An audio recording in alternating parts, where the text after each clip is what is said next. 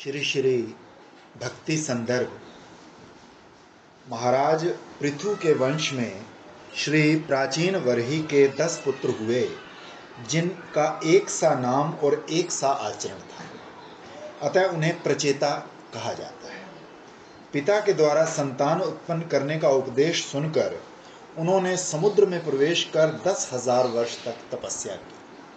तप का फल प्राप्त करने के लिए भगवान श्री हरि की आराधना की और इस प्रकार की आराधना का उपदेश इन्हें श्री महादेव जी ने किया था। उन्होंने श्री भगवान का एक स्तोत्र उन्हें सुनाया जो रुद्र गीत के नाम से श्रीमद् भागवत में प्रसिद्ध है। प्रचेता ने गाया ना वही।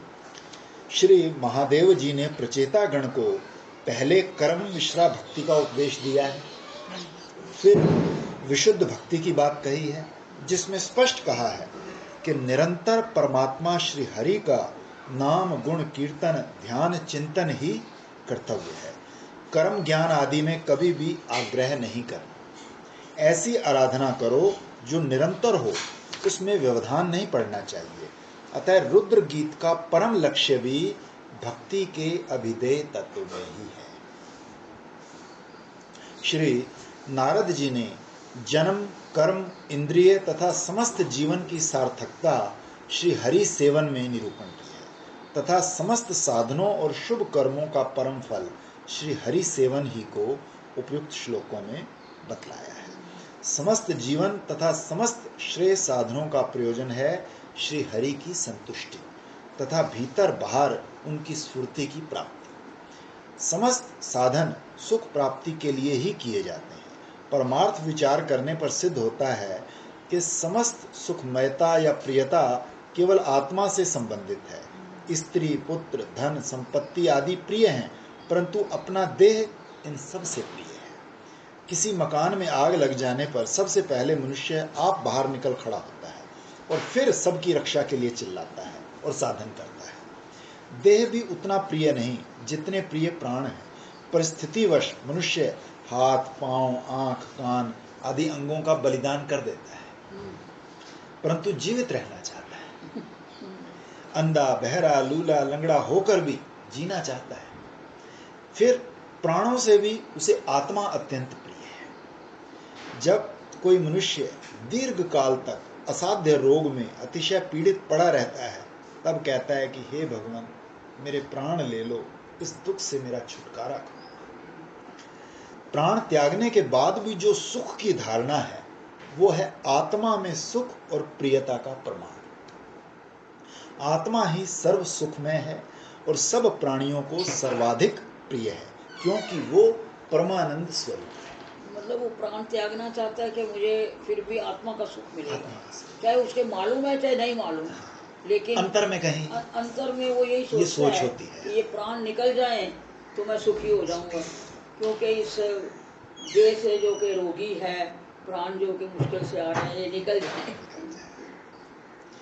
इसलिए समस्त श्रेय साधनों की पराकाष्ठा आत्मा में निरूपण की गई है।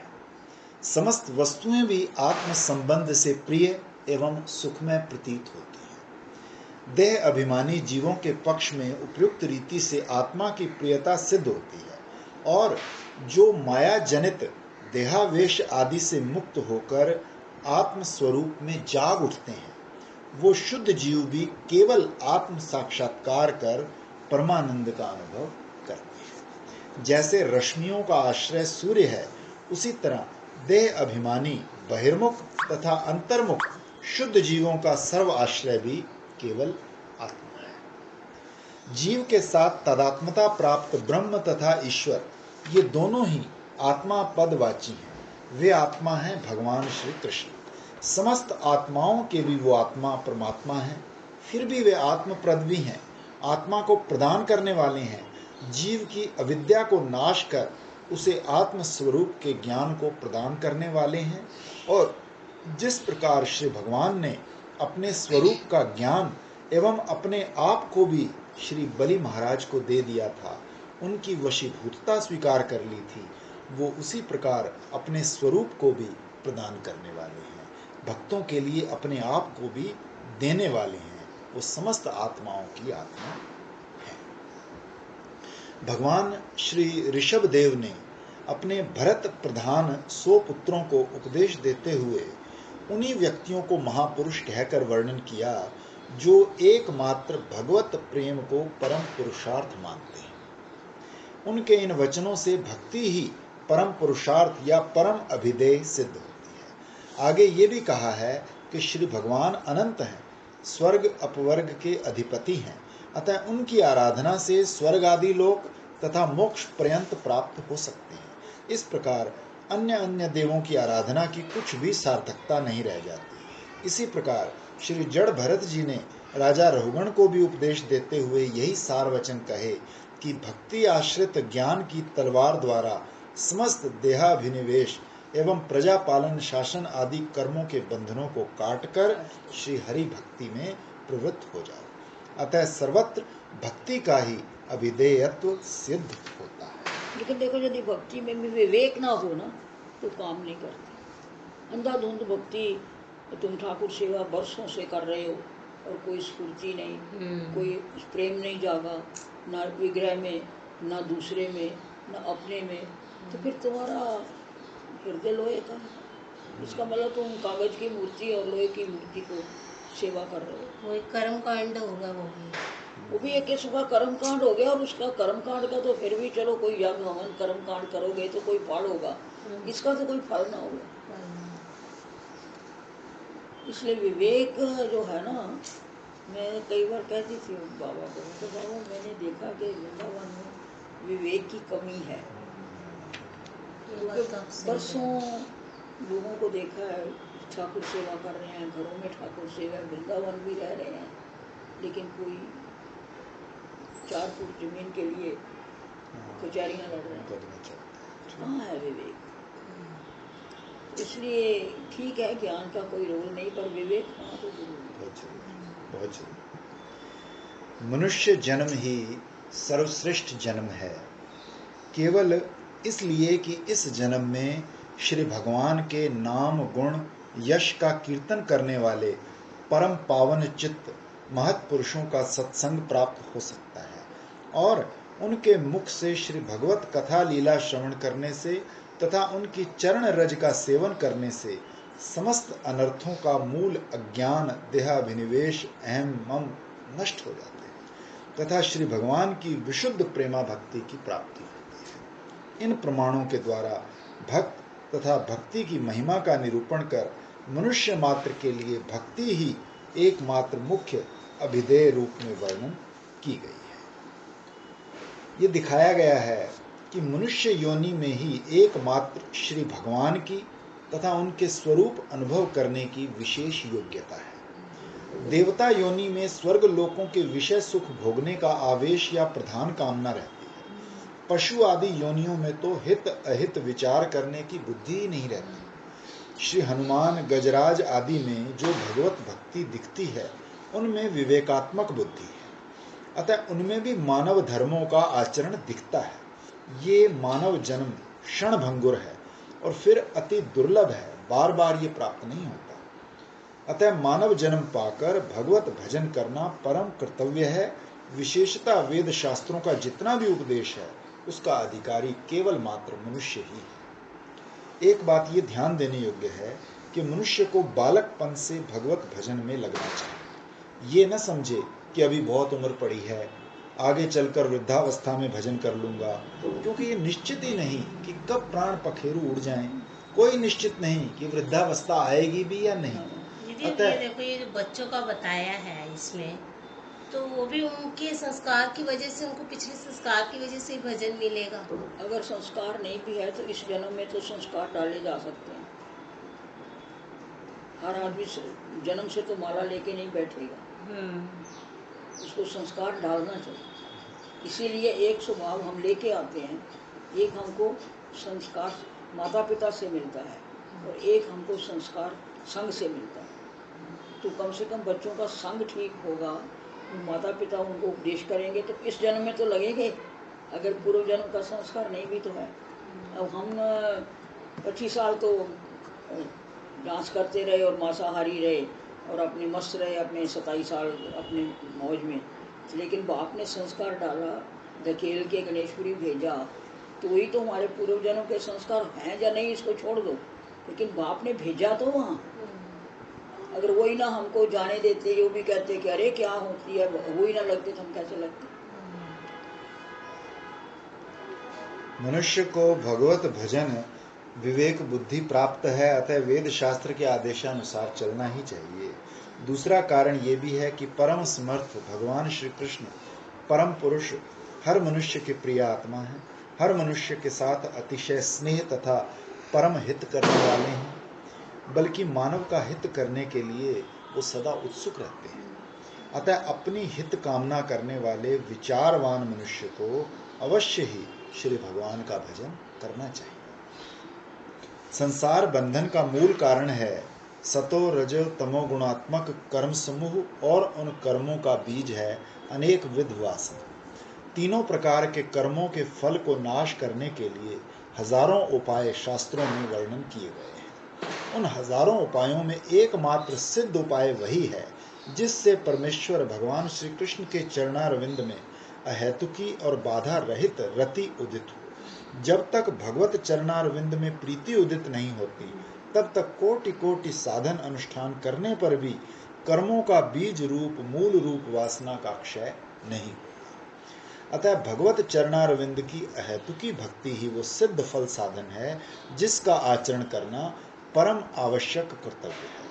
इस विषय का आगे विस्तार से वर्णन करेंगे। उस साधन भक्ति का मुख्य फल है श्री भगवान के चरणों की व्यवधान रहित प्रीति।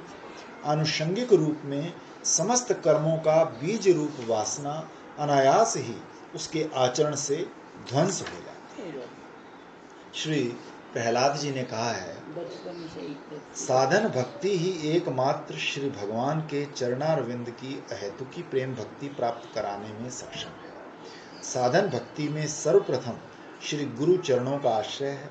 प्रेम सहित श्री गुरुदेव की सेवा करते हुए प्रेम पूर्वक श्री भगवान को आत्मसमर्पण करना, भक्त महापुरुषों का सत्संग करना, श्री भगवान की आराधना, उनके लीला गुण कथा में श्रद्धा तथा उनका प्रेम पूर्वक कीर्तन, उनका ध्यान, श्रद्धा सहित श्री विग्रह पूजन करना आदि ये सब साधन भक्ति के अंग हैं, जिनका अनुष्ठान करने से प्रेम भक्ति की प्राप्ति होती है। साधन भक्ति के द्वारा मनुष्य के 6 शत्रु काम, क्रोध, लोभ, मोह, मद, मत्सर सदा के लिए नष्ट हो जाते हैं। इनके नाश हो जाने पर साधक उसी साधन भक्ति का आचरण करता ही रहता है।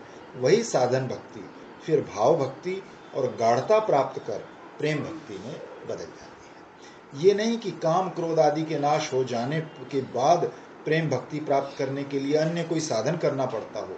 वही साधन भक्ति अपने गौण फल से उन शत्रुओं का नाश कर देती है और फिर अपना मुख्य फल भगवत प्रेम भी प्रदान करती है। श्रीमद् भागवत में श्री नारद जी ने राजा युधिष्ठिर के प्रति वर्णाश्रम अथवा मनुष्य मात्र के आचरण करने योग्य धर्मों को कहा है। जिन धर्मों के द्वारा आत्म प्रसाद अर्थात आत्मा की संतुष्टि होती है, उन समस्त धर्मों के मूल हैं सर्व वेद में श्री भगवान।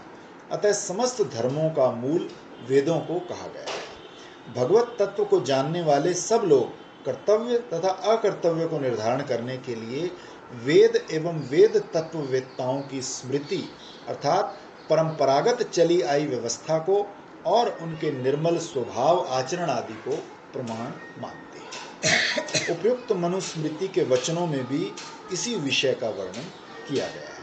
श्रीमद् भागवत में भी वेद तत्ववेत्ता अर्थात जिन्होंने काम, क्रोध, लोभ, मद, मोह, मत्सर इन 6 शत्रुओं को जीत लिया है और माया बंधन से निकलकर भगवत तत्व का साक्षात्कार कर लिया है, उन निर्मत्सर सत्पुरुषों द्वारा आचरण किए जाने वाले धर्म को ही परम धर्म कहकर वर्णन किया है। वो परम धर्म है धर्म, अर्थ, काम, मोक्ष आदि स्वसुख कामनाएं रूप कपट से बिल्कुल रहित। ऐसा परम धर्म है केवल श्री भगवान के चरणारविंद की अहेतुकी अव्यभिता श्रवण कीर्तन लक्षणा प्रेमा भक्ति। श्री मनु जी ने धर्म का विशेषण दिया है आत्मन संतुष्टिरेव च, अर्थात जिससे आत्मा की तुष्टि होती है वो धर्म प्राणी मात्र के लिए आचरणीय है।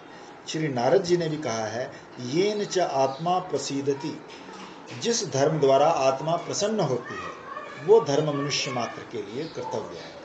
किंतु श्री भागवत में भी श्री शौनक आदि ऋषियों ने श्री सूत जी से प्रश्न किया है, हे सूत जी, शास्त्र अनंत हैं, उनमें अनेक प्रकार के कर्म साधनों का विशाल वर्णन है जिनका एक अंश सुनना भी कठिन है।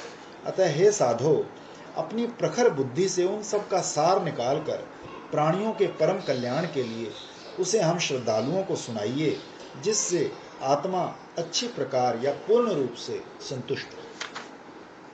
समस्त शास्त्र वर्णित साधनों का सार पूछने पर श्री सूत जी ने इस प्रकार कहा कि मनुष्य मात्र के लिए सर्वश्रेष्ठ या परम धर्म वही है जिससे भगवान श्री कृष्ण में ऐसी भक्ति हो जिसमें किसी प्रकार की कामना ना हो, जो नित्य निरंतर बनी रहे।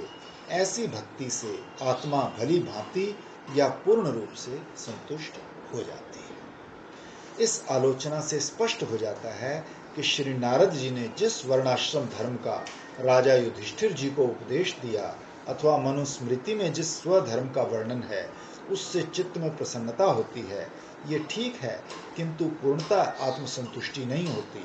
इसीलिए शौनक आदि का प्रश्न भी सुप्रसन्नता को लक्ष्य करता है और उसके प्रत्युत्तर में श्री सूत जी ने भी सुप्रसन्नता उपलब्ध कराने वाला ही परम धर्म बताया है। तात्पर्य ये है कि समस्त वर्ण आश्रम धर्मों के अनुष्ठान से चित्त की प्रसन्नता मात्र प्राप्त होती है, किंतु श्रवण कीर्तन आदि लक्षण युक्त भगवत भक्ति के अनुष्ठान से आत्मा की सुप्रसन्नता सिद्ध होती है। क्योंकि श्रवण कीर्तन आदि लक्षणा भक्ति साक्षात भगवत भक्ति है और साक्षात भगवत भक्ति के बिना सूक्ष्म अति सूक्ष्म वासना रूप मैल का नाश नहीं हो सकता। कोई भी शुभ कर्म करो तो अपने आप को अच्छा लगता है कि मैं किसी को दो, किसी की सेवा करो, और लेकिन वो सिर्फ चित्त की प्रसन्नता का है। ये हो गया शुभ कर्म, इसको सात्विक कर्म कहते हैं। लेकिन इससे भी भगवान प्रसन्न नहीं होते इतने। निष्काम भक्त ठीक है कि वो सकाम भक्त नहीं है, निष्काम है, तो वो, लेकिन उसका लक्ष्य जो है वो अभी भी भगवान नहीं है। तो सात्विक कर्मों से भी ऊपर उठना पड़ता है, नहीं तो उसमें इतनी प्रसन्नता होती है कि लोग उसमें फंसे रहते हैं। हम ये कर रहे हैं, हम वो कर रहे हैं, हम ये दे रहे हैं, वो कर रहे हैं। कल पड़ा नहीं था, मैंने अनेक बावड़ियाँ बनाई, अनेक अस्पताल बनाए, तो भी मुझे सुख नहीं। उसका सुख का मतलब ये है आनंद। श्री नारद जी ने, क्योंकि वो जो सुख है उसे तो हमें ही सुख मिल रहा है ना। वो जो सुख जो हम ये सब कर रहे हैं तो उससे तो अपने को एक सेटिस्फेक्शन मिल रहा है, वो भी जब तक थोड़ी देर के लिए, फिर और इच्छा होती है, एक खत्म होगा दूसरा शुरू होगा। श्री नारद जी ने कहा है, जो मनुष्य अपने धर्म वर्णाश्रम धर्म को छोड़कर श्री भगवान के चरण कमलों की भक्ति करता है, यदि उसका भजन परिपक्व हो जाता है तो कहना ही क्या। यदि उससे पहले उसका भजन छूट जाता है, अर्थात वो सत आचरण से गिर जाता है या उसका शरीर ही छूट जाता है, तो क्या उसका कहीं अमंगल हो सकता है? भागवत में लिखा ही होगा, जहाँ छोड़ोगे वहीं से चालू करो। इसीलिए एक क्लास में एक गुरु के पास कितने शिष्य आते हैं, कोई तुरंत आगे चला जाता है, कोई बीच में रह जाता है, कोई फिर गिर जाता है। ये अपनी अपनी पूर्व जन्म की सफर। दीदी वैसे अब वृंदावन में भजन कर रहे हैं, मृत्यु दिल्ली में होगी तो जन्म फिर कहाँ होगा? वृंदावन में होगा कि नहीं? हाँ, कहते तो ये वृंदावन में शरीर छोड़ने से नहीं, वृंदावन में रह रहे हैं भजन, जैसे हमें अपना एग्जाम्पल ले रहे हैं। जैसे किसी काम से दिल्ली चले गए और वहाँ शरीर छूट दिल्ली जाने से शरीर छूट गया उसका कोई मतलब नहीं, और वृंदावन में भी शरीर छूट गया इसका कोई मतलब नहीं। मैं ये भक्ति से ही पूछा था एक दिन आए थे, डिपेंड करता है where are you at the last moment. तुम्हारा मन लास्ट मोमेंट कहाँ है। अगर वृंदावन में है, गणेश दास जी की बात सुनाई ना तुमको, हाँ, वो सड़क पे कि वो गए हुए थे तो उन्होंने रात को सिर्फ राजेंद्र जी को बताने के लिए कि हम जहाँ शरीर छोड़ेंगे वहीं वृंदावन प्रकट हो जाएगा। उठ के बाहर सैर कर रहे तो पूछा राजा ये क्या हो गया? अरे मैंने अभी देखा यहाँ जमुना जी आ गई, गोवर्धन आ गया, जस्ट टू टेल हिम कि हम जहाँ शरीर, तू चिंता मत कर, हम जहाँ शरीर छोड़ेंगे वृंदावन प्रकट हो जाएगा। तो अपना मन वृंदावन में रखना चाहिए, बाकी शरीर कहीं भी छूटे। अर्थात उसका कभी भी कहीं अमंगल नहीं होता। परंतु जो मनुष्य श्री भगवान की भक्ति नहीं करता और केवल वर्णाश्रम धर्म का पालन करता रहता है, उसके हाथ क्या पड़ता है? उसे कुछ लाभ नहीं होता। श्री नारद जी के इन वचनों से भी स्पष्ट हो जाता है कि साधारण वर्णाश्रम धर्मों से भगवत भक्ति बिल्कुल अलग वस्तु है और इसी से ही हर तरह के मनुष्य का मंगल साधित होता है। भक्ति रहित होकर अन्य अन्य धर्म पालन से कुछ लाभ नहीं है। अब यहाँ एक प्रश्न उठता है कि श्रवण कीर्तन स्मरण आदि लक्षणों वाली भक्ति यदि वर्णाश्रम धर्माचरण से पृथक वस्तु है, तो फिर श्री नारद जी ने राजा युधिष्ठिर को वर्णाश्रम धर्माचरण का उपदेश देते हुए श्रीमद् भागवत में ऐसा क्यों कहा कि महत् पुरुषों की गति श्री भगवान के नाम गुण लीला आदि का श्रवण कीर्तन स्मरण, उनकी सेवा पूजा नमस्कार, उनके प्रति दास्य सख्य आत्मसमर्पण, इन सब को लेकर कुल 30 प्रकार के आचरणों का पालन करना सभी मनुष्यों का परम धर्म है। इसके पालन से सर्वात्मा भगवान प्रसन्न होते हैं। अतः जब श्रवण कीर्तन स्मरण आदि लक्षणों वाली भक्ति साक्षात भक्ति भी है और साधारण स्वधर्मों से पृथक वस्तु भी है, तो फिर श्री नारद जी ने स्वधर्म आचरण में उसको क्यों गिना दिया?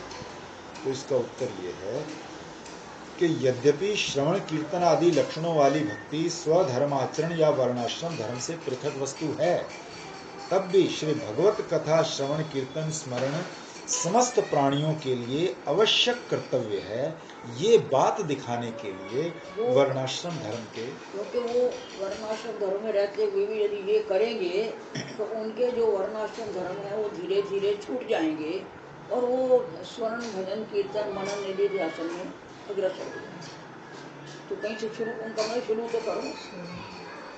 तो भगवत कथा का श्रवण आदि परम मंगलमय है। इसके बिना किसी साधन आचरण का फल भी तो प्राप्त नहीं किया जा सकता।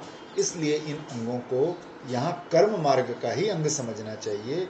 स्वरूप सिद्धा भक्ति में इनकी यहाँ गणना नहीं की गई, इनकी यहाँ लक्षणावृत्ति द्वारा ही अर्थ ग्रहण करना चाहिए। श्रवण कीर्तन स्मरण का स्वरूप सिद्धा भक्ति रूप में तो वर्णन श्रीमद् भागवत में 5वें स्कंद में इस प्रकार कहा है। श्री जड़ भरत जी को मृग योनि के बाद ब्राह्मण कुल में जन्म लेने पर भगवत कृपा से पहले जन्मों की बात याद रही। इस आशंका से कि कहीं फिर कोई विघ्न आकर उपस्थित न हो जाए, वो अपने बंधु बांधवों के संग से भी बहुत डरते थे। जिनका श्रवण स्मरण गुण कीर्तन सब प्रकार के कर्म बंधनों को नाश करने वाला है, हर समय श्री भगवान के उन युगल चरण कमलों को ही वो हृदय में धारण किए रहते थे और दूसरों के आगे अपने को पागल, मूर्ख, अंधे और बहरे के समान दिखाते थे। वस्तुतः इस प्रकार की श्रवण कीर्तन स्मरण में जो निष्ठा है, जगत के संग से भयभीत होकर हर समय श्री भगवान के गुणों का श्रवण कीर्तन स्मरण करते हुए श्री भगवान के चारु चरणारविंद को हृदय में धारण किए रहना, भगवान की रूप नाम गुण माधुरी में पागल हो जाना, जागतिक विषयों लोगों से ऐसे अनासक्त हो जाना कि बुद्धि से भगवत चिंतन को छोड़कर कोई और चिंतन न हो, उनकी रूप माधुरी के अतिरिक्त और कुछ ना दिखे, उनकी लीला माधुरी के अलावा और कुछ सुनाई ना दे, इस निष्ठा से जो श्रवण कीर्तन स्मरण आदि भक्ति अंगों का आचरण है, वो है स्वरूप सिद्धा भक्ति, जिसे परा विद्या या परा भक्ति भी कहा जाता है। वर्णाश्रम धर्म आचरण से ये कोसों दूर की वस्तु है। वर्णाश्रम के धर्म पालन में निष्ठा कर रखने वाले लोगों के लिए इसका आचरण तो क्या, इस भक्ति तत्व के किंचित आभास को समझना भी कठिन है। इस जी ने आपके तो पास भी वर्णाश्रम धर्म का आचरण करने से चित्त शुद्ध होता है। कम से कम तामस राजस सात्विक में से सात्विक कर्म करने से चित्त तो शुद्ध होता है और थोड़ा बहुत ज्ञान वैराग्य भी होता है। तो वो आदमी जब दूसरे ऊपर की भक्ति में लगता है तो जल्दी इस भक्ति तत्व की अनभिज्ञता श्री जड़ भरत जी के भाइयों में बताई गई है। श्री जड़ भरत जी के भाइयों की बुद्धि त्रय वैदिक विद्या में अर्थात कर्मकांड और वर्णाश्रम धर्मों तक ही सीमित थी। वो कर्मकांड आदि को ही सर्वश्रेष्ठ समझते थे। श्री भगवान की भक्ति रूपी परा विद्या से बिल्कुल अनभिज्ञ थे। अतः वो श्री भरत जी के प्रभाव और उनके वास्तव स्वरूप को न जान सके, प्रत्युत उन्हें जड़मती या मूर्ख समझने लगे थे और पिता के परलोक से धारने मर जाने के बाद उन्होंने इन्हें पढ़ाने लिखाने का आग्रह त्याग दिया। तात्पर्य यह है कि वर्णाश्रम धर्मों के बंधन में जिनकी बुद्धि जकड़ी हुई है वो स्वरूप सिद्धा भगवत भक्ति के तत्व को समझने और जानने में बिल्कुल असमर्थ होते हैं। अतः भगवत भक्ति वर्णाश्रम धर्मों से सर्वथा पृथक कही गई है। कर्म कांड से अत्यंत परे की वस्तु है भगवत भक्ति। श्री नारद जी केवल मात्र भक्ति धर्म के आचार्य और प्रवर्तक हैं। अतः उन्होंने राजा युधिष्ठिर को केवल माध्यम बनाकर भगवत भक्ति से बहिर्मुख जीवों को यहाँ स्वधर्माचरण के परम आवश्यक अंगों का अर्थात भगवत कथा कीर्तन आदि का उपदेश किया है। अतः स्वभाव सिद्ध श्रवण कीर्तन स्मरण आदि लक्षणों वाली भक्ति को कभी भी स्वधर्माचरण या वर्णाश्रम धर्माचरण के अंतर्गत नहीं माना जा सकता, और यदि कोई ऐसा मानता है तो वो उसकी केवल कष्ट कल्पना ही है। इसी प्रकार शास्त्रों में जहाँ कर्म ज्ञान योग आदि अनुष्ठानों के वर्णन प्रसंग में श्रवण कीर्तन आदि अंगों का वर्णन दिखता है, वहाँ भी मनुष्य मात्र के लिए उनका पालन करना एक परम कर्तव्य है। केवल इसलिए वर्णन किया है, स्वभाव सिद्धा या साक्षात भक्ति वहाँ लक्ष्य नहीं। यहाँ ये भी ध्यान रहे कि वर्णाश्रम धर्म का त्याग तब तक विधेय नहीं है जब तक श्री भगवत कथा श्रवण आदि अंगों में पूर्ण श्रद्धा उत्पन्न न हो जाए। नहीं तो ना इधर के रहना उधर के। कोई कल पड़ा ना कि बरोड़े को वहाँ जाके भी संसार बना लेगा। श्री भगवत कथा ही सर्वोत्कृष्ट मंगल विधान करने वाली है। श्रवण कीर्तन आदि भक्ति अंगों का अनुष्ठान करने से अन्य किसी भी साधन अनुष्ठान की आवश्यकता नहीं है। इस प्रकार का दृढ़ विश्वास या निष्ठा जब तक उदित नहीं होती तब तक वर्णाश्रम योचित नित्य नैमित्तिक कर्मों का पालन करना परम आवश्यक है, अनिवार्य है, वरना दोनों ओर से पथ भ्रष्ट होकर पतन की संभावना है। ये बात पहले भी कही जा चुकी है। इधर के रहना उधर के रहना। भक्ति का अभिधेय तत्व परम अवश्य कर्तव्यता बताई गई है।